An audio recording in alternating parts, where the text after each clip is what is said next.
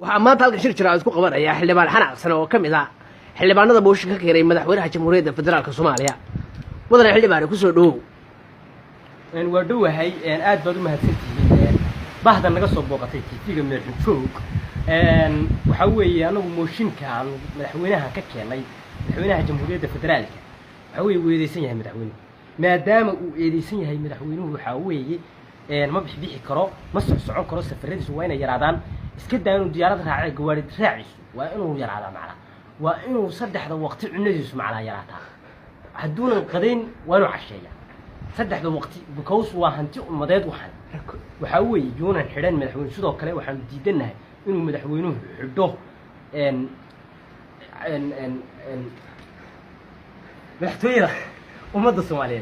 madaxtooyada ummadda Soomaaliyeed ma xidhan karo daaqadaheeda macna ma xidhan karo iska daa wax kale daaqadaheeda ma xidhan karo macna waa khalad waxaas lama dulqaadan doono mar dambe haddaan nahay ummadda shacabka xildhibaanada ummadda dooratay shacabka uma dulqaadan karno intaa wixii ka badan haddii kale xana la furo mid kale golaha shacabka xagaan ku shirana anagu waad aragteen xildhibaankii gudoomiyihii baarlamaanku inuu ku soo shiray guri beerta nabadda ku qabtay ka warna xildhibaanka ma cadal gal ma waxaas loomana baahna anagu yeelmin